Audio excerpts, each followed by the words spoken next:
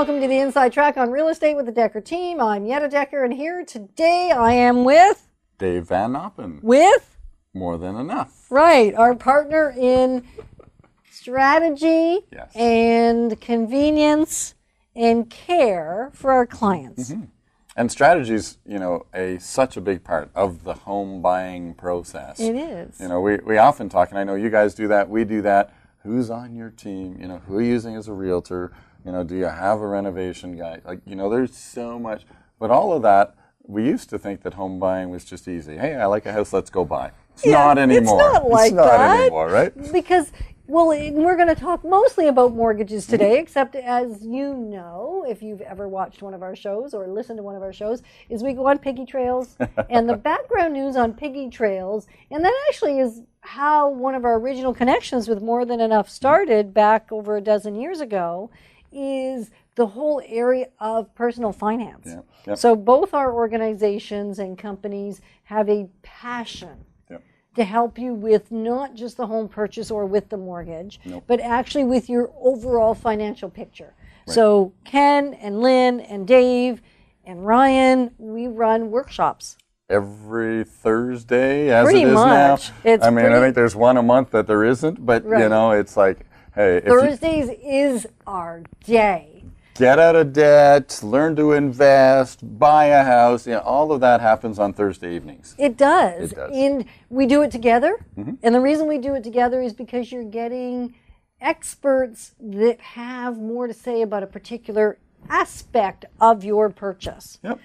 And your overall, and if you're not purchasing, that's okay, because these workshops are not all actually geared to you buying anything or doing anything. It's because we are passionate about this. We all have our own horror stories, our own things that have caused us to become passionate about finances and around. And we've been watching over the last 25 years, as I've been in the industry, and Lynn has too, that things are getting worse.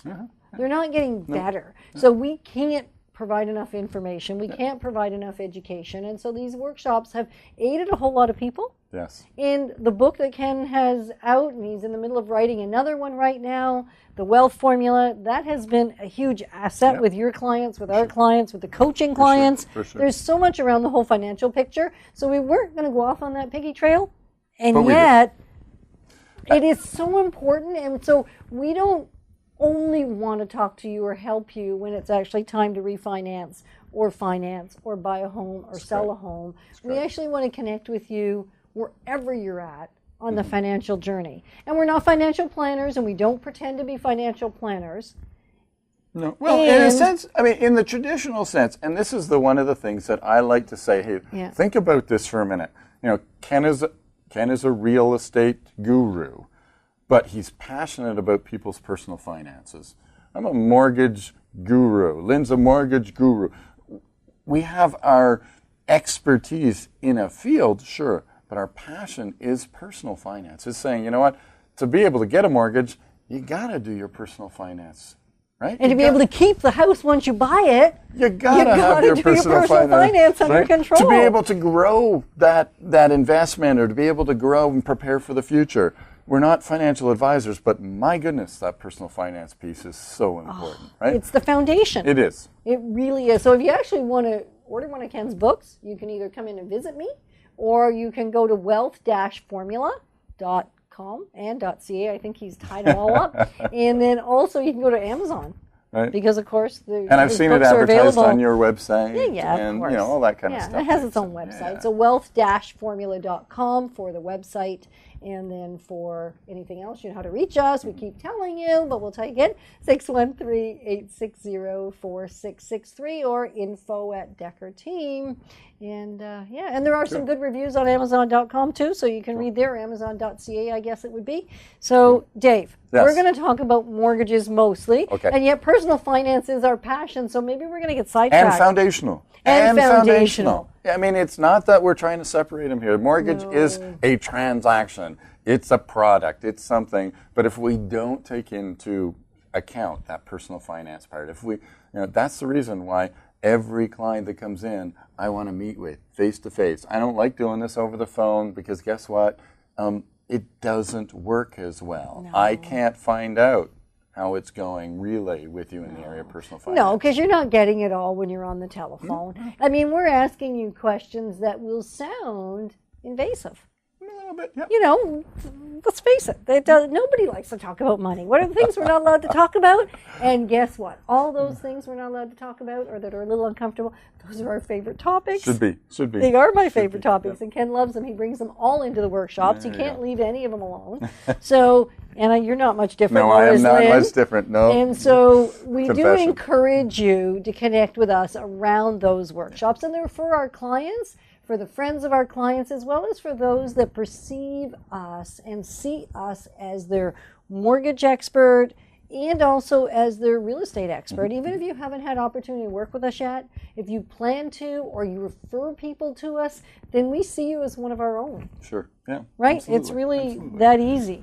And a lot of the people, we know if we, have to look very far to see people in crisis in the area of this personal finance. And again, it's foundational.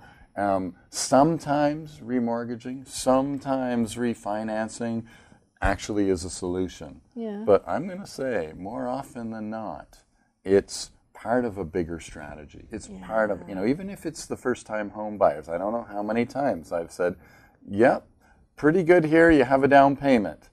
Let's just flip the page, and I can think of one specific couple that I just met with, newly married and hadn't quite established themselves in terms of a job. And so, yes, I could have got them to qualify. They had gotten an inheritance for down payment, which is why they came to see us. And we sat down, and by the end of the conversation, they had decided, you know what, we better just take a step back here. And I just heard last week that they'd moved to another city. And so they were thinking of buying here in the Ottawa area, and all of a sudden they're not here anymore. And I thought, okay, that would have been a disastrous, if I had just been a mortgage agent saying, we can get this. And they would have bought a house. They would have bought a house. We would have sent them your way. They would have let's move. Exactly. So, and it would have been a bad move. It would have been a terrible move. And slowing it down sometimes can be really important. I mean, we don't want to slow it down if you've already done your homework. If you already know where you're going. We know how to move fast. You see how fast I clapped a minute ago there? I bet that's probably going to pop some eardrums. But anyway, the whole idea is we'll move at your pace. And yet, because we don't have to mortgage a property for you. We don't have to sell you a home to eat food with our meals. We're not focused on having to do this business. And so we can really look at your business. I mean, I know you believe that, we believe that, and it means we get to take care of lots of people. So, I mean, it works for everybody. It's what we call a win-win. And so because we're not desperate, it actually allows us to hear your story, to hear where you're at. Because if you had, and if we had then rushed out and sold them a property or somebody else had, you're now looking at selling a home that you've only owned for a few months, or maybe saying no to a job opportunity that you've been waiting for, and now you can't do it. And if you have to sell a home you've just bought, unless you have bought something with the intention of flipping it, and you've actually made a good decision, which there's very few of those that are happening in the Ottawa Valley, Ottawa area, it's not going to turn out good for you. It's just not. And it was just one of those things, and this is what I, using that example that I loved, is that was part of the process that we do. Every client that comes in, we send them what we call a financial health assessment. Very easy, quick way to check your cash flow. Are you working in terms of cash flow within the scope of how you do? We incorporate the debt. We talk about that a little bit. Nobody likes to talk about debt. We talk about debt. I don't like talking about it, and yet it's important. We talk about it because it's like, okay, so how did that happen? What went on there? And, it is a little uncomfortable, but there's no judgment. It's not like we're there to judge. Why we do? It's like the doctor saying, hey, I got to know how you busted your arm. Was it because you've got some bone density issues and we need to do something? Or is it because you jumped out of a plane and you were... Okay, either way, I need to know so we can fix you up right. And that's the same thing. And I think what you're saying, and I like to say this to all my clients, is we don't want to give you a prescription without a diagnosis. Sure. Just like the doctor You don't want a doctor to do that. You don't want a mortgage specialist to do that. And you definitely don't want a realtor to do that either. That's correct. When I sit down with a seller, I just sat down with a couple last night, and they've had an investment property for a little while. We helped them buy it quite a few years ago. We turned it into an investment property when they purchased their new home a couple of years ago, and they wanted to take a go at the landlord thing and see how it went. And so we did that, and we had analyzed the numbers. It's been good, and now we're re-looking at it. And rather than just rushing in, I mean, I came prepared with my paperwork just in case they were determined we were going to do it now, and that was good. And yet we spent lots of time just exploring. Yeah. Just understanding what's really going on for them and what is the best decision. Have you already checked into what your discharge fees are going to be? Is this the right time? Do we need to hang on to it for X length of time more so that the fees disappear? What are those bigger, well, they're smaller, except those other things that become big if you haven't addressed them. Yes. And so it's kind of cool to be able to have that conversation and them not to feel any urgency. I actually coached her for probably about an hour on how to have a conversation with the current tenant because there's some tenant challenges there. And so she was taking notes, and we were doing role play and practicing what she might say. And she felt so much more confident when I left. That was a consultation process. It wasn't a paper signing process. That's right. And yet that doesn't mean we didn't sign paper. It just means that's not the intent, the focus. That's right. The focus is to help them through the process. And so you're doing very much the same thing so we're working together to make sure that you're making good decisions. Absolutely. That serve you not just today, but serve you in the overall picture. And peace of mind, you say this all the time too. If you don't have peace of mind around a decision, even if it makes sense on paper, it's a bad decision. And unity as well, right? I don't know how many times, and we highly encourage every one of the clients that come in to come in. I know it's inconvenient to come in together. I know, I recognize that. We try and make that the best we can, but the reality is this is a lot of money that you're thinking of moving, shifting, and there's this attitude that, we shouldn't pay extra attention to this, that we shouldn't be thinking this through and analyzing it and going through, and you shouldn't be talking to your spouse. Yes, you should. You really should. You ought to. Yes. It's wise. There's wisdom in that. And we do the same thing. When we go in for a seller consultation or a buyer consultation, they'll say, well, I'll just be there. No, you won't. I mean, there's very few situations where we would ever come and meet with you without all decision makers there. Whether they own it on paper or not, if you're a decision maker, we want you there. Because you make better decisions when you have all the information. Correct. And even to the extent of, I heard Dave say this, and the spouse did not hear Dave say that. And that happens in terms of... That even happens if they're both there. But then at least you have a discussion about it when they get home, right? Exactly. Did Dave really say that? Exactly. Yeah, I think he did. Okay, great. Right, because even I find this all the time. If you're talking to two people, you've just had two different conversations. If I'm talking to 3 or 4 decision makers, I've just had 4 conversations. If you're speaking to an audience, even when you do the workshops, I know Ken says if he's got 35 people in the room, there's been 35 workshops that took place. That's right. There wasn't one workshop. He may have delivered one, but 35 were received. And communication is so key, right? And again, this is a big deal. Whether you're refinancing, whether you're borrowing a significant amount of money. Again, I go back to that, our parents' we say we're borrowing $200,000 and we think that's nothing. And our parents' are saying, $200,000? Like, that's a lot of money. And we're going, oh, well, that's kind of the norm. Yeah, what if it's $500,000? Yeah, exactly. We're seeing lots of those too. Right? And so it's a different world. It's a different idea. Our culture, our generation, think about it differently. Young couple, newly married. Why rent? We should, with interest rates so low, you should be buying. And very likely, it's a good decision. Yes and no. It depends. So that's why you start with the financial consultation and the financial overview. So if you're just joining us on the Inside Track on Real Estate with the Dekker Team, we've been talking about mortgages, we've been talking about workshops, we've been talking about all kinds of really neat things financial foundation really has been the premise of the first half.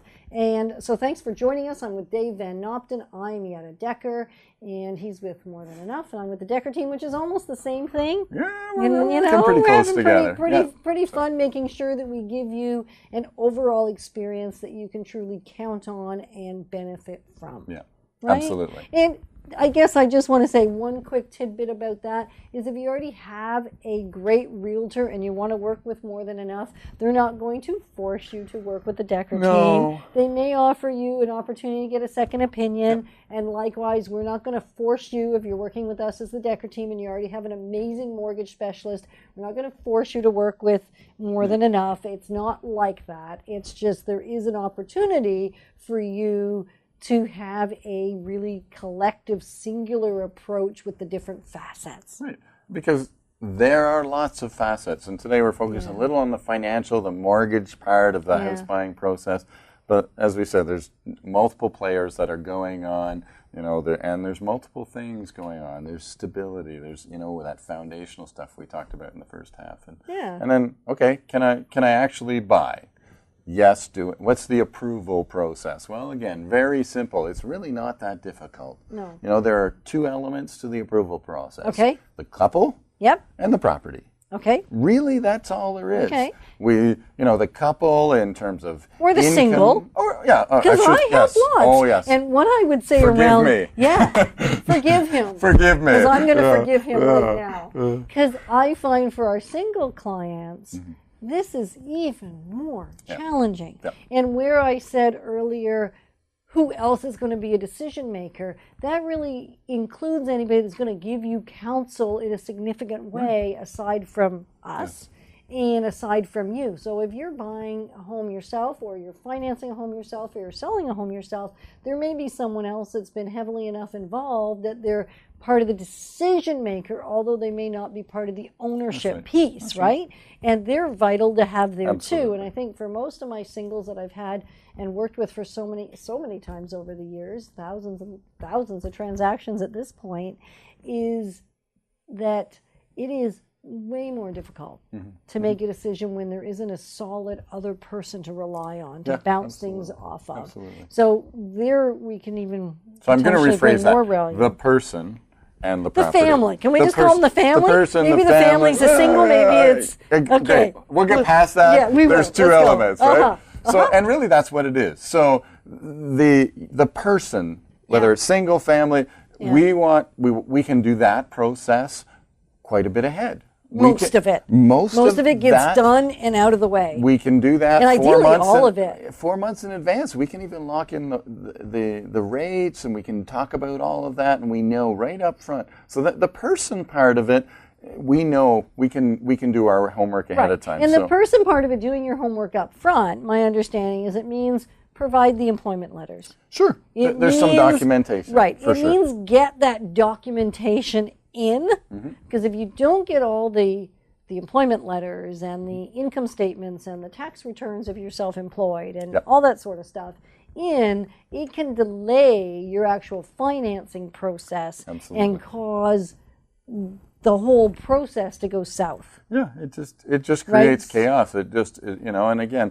when there's no stress, just go in and get it done. And I find crazy how that sounds is when there's no stress, it just seems to, you can get a hold of the person in HR who can do the letter and it's bing, bang, boom.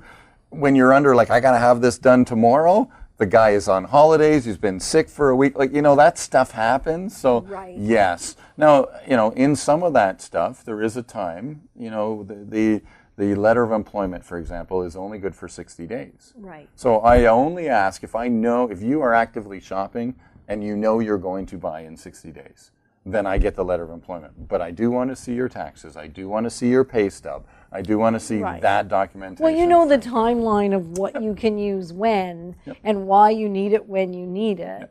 And the nice thing with getting these things, even if you have to get them twice, is you can get them. That's correct. Versus sometimes it is, because I've had employment letters show up and now they don't say what the client expected them to say, and now we have an issue with financing, even though we were confident we wouldn't have an issue with financing. And so there is some real validity in getting all your ducks in a row. Correct. And then now we're just relying on the second piece. That's right. Which now we have to be careful because we also have down payment as part of that. Yes, correct? We do. So we have our income and what we qualify for, but we also have, as part of that person, is the down payment. Right. Is it coming from a gift? Is it coming from investments? Is it coming from the equity in your home? You know, like all of those places. Right, and maybe we won't have it now, whereas we know we're going to have it in 60 or 90 days. Correct. So there is lots of variables, and you now, by now, Dave, you know how to structure those things to make sure that it's working for the person that's getting. And it's really important that that gets decided really early on. How are we doing this? Because the last 5 years, and especially the last 3 years, this anti-money laundering has come in. Yeah. All of the lenders, whether it's a bank or whether it's a monoline lender or whether it's a whatever, everybody's going, okay, we know there's a lot of money coming into Canada that's being hidden down payments in houses that. Where did that money come from? Oh, it showed up in my bank account, and can't I use it as a down payment for my house, Yeah. Well, no, I actually need to ask where that came from if it's within a certain amount. Or, so the down payment really has, in terms of documentation, has changed. It used to be, hey, if you were breathing, you had a job, you had a mortgage. Down payment was really not an issue so long as on closing date you showed up with some money. Right. Didn't matter where it came from. That has totally changed. It has totally changed. Totally changed. Yeah. Now we need to know, and we'll ask that 4 months or 6 months out, where's the down payment coming from? We are going to need proof. And what does that proof look like? And and this is the kind of proof we need it to look like. This is the kind of proof because it's not that easy. No, it's not that complicated. But, I mean, again, and I'll give you an example of bought a new house. So they bought it last February was kind of when they bought it, and they're not moving until this February. Well, he paid part of his down payment with his Visa card. Absolutely nothing wrong with that. No. But the lender went, wait a minute, we can't accept, and this is half of his down payment, we can't accept Visa statements as proof that he's actually paid for his down payment because it has to come from non-borrowed funds. Yeah. And so we all of a sudden went, oh my goodness. Now, how did you pay your Visa statement on? And so there was a paper trail we had to go through, and we found that he'd paid off his Visa card. Yeah, he had the money, and it was all good. But it was about a week of paper exchange where I'm saying, okay, I need this, and then I need this, and then I need this, and okay, yep. And then me circling, this is a payment, this is a payment, this is a payment, and proving that to the lender. So we got it done, but that one simple transaction where, and again, he had done it for a specific reason to pay the Visa, to get the points and all that, which is great. Which made sense. Made sense. Nothing wrong with it. Logical, except the lender goes, wait a minute, we need more documentation. And so more documents, a little more paper, one more tree falls in the forest, and away we go, right? So just those things to help walk it through and make sure that it's all on the QT, right? All up in the front. So now we've got the people squared away. It's all good. Yeah. We've done our financial assessment. Everything's good. Yeah. Now we get the property. Now we can get the property. And that's where you come in. But that's also in terms of qualifying for the mortgage. We say, okay, now the property, how much is the down in compare? You're always shopping, but you're never quite new until you actually get it.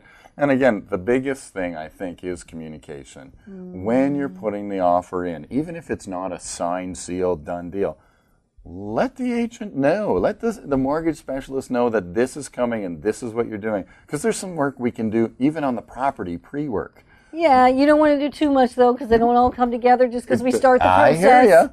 But I am saying that there's some stuff that we can do that can speed up that window where you're saying, okay, now I have 5 or 10 days to usually 5. I know. We're not getting too much more than 5 out of the kid. I keep trying to push you a little. Well, the challenge is when you're putting an offer together, it needs to be competitive and it needs to be something that's going to be acceptable to the seller because if I can't get the transaction agreed to, then you have nothing to work on anyway. So it becomes And an interesting it's a journey. tension point. And we even, and I know you talk about that with clients, and we talk about that with clients. We've pre-qualified you, the person, when the house hits.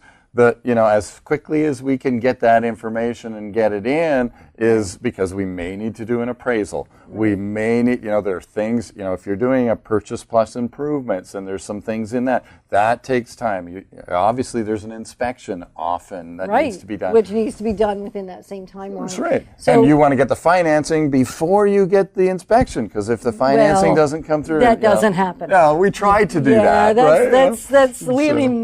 We've forgotten about that a while ago. We do send over the property listing right away. We know what documents Dave needs that we can provide. So the agreement of purchase and sale shows up on his desk as soon as we have something signed. Details about the property show up as soon as something is signed. We're booking the inspections right away because they also take time to get them booked. And so by the time your inspection happens, often you do have financing in place. However, we're simultaneously coordinating all that stuff to make it happen. And again, one of the things that's changed in the industry is the actual reduction in the amount of appraisals that we have to do. A lot of the lenders are using auto valuation. They're doing it behind the scenes. Right. If you're putting more than 10 or less than, if you're putting your 20% down, then it's about a 50-50 whether you need an appraisal. If you're putting less than 20% down, then it's guaranteed and we don't need an appraisal. There's some of these things. So, I sometimes don't even know what a lender's going to say until I hear back from them as to whether it's approved or not. Yeah. And sometimes the condition approval is an appraisal, and so we have to do that. So it takes time. So we want to work with you, with Dave, with everybody that we need to make it happen. And we have this really neat opportunity for a house that I know you could finance. And it is actually... I might buy it. You might actually. He was hearing us talk about it before. It is actually a garage with a house thrown in for... bonus. Yeah. Well, the wife and the children can live there, and I get to live in the best part. You can go. And it's only $240,000. It's just outside Castleman. It's on an acre. The garage was built only a couple of years ago. It's a detached 2-bay garage with a loft up above that's insulated, and then there's also a single car garage attached to the house. So, man, oh man. It's purchase plus improvements. We'll put a hoist in there, and away you go. I don't know. Will that add value, though? It will for me, but we'll have to talk about it. So close to walking trails. The house is a 3-bedroom. It is not a large home. That's why we're saying it's a garage with the bonus of a little bit of living space. And so it's got some really neat potential for just the right buyer. Right? So if that sounds like you want to give us a call at 860-4663. And of course, that's area code 613. So 613-860-HOME for information on that property or any property. We've got another great property out there that's called the Castle.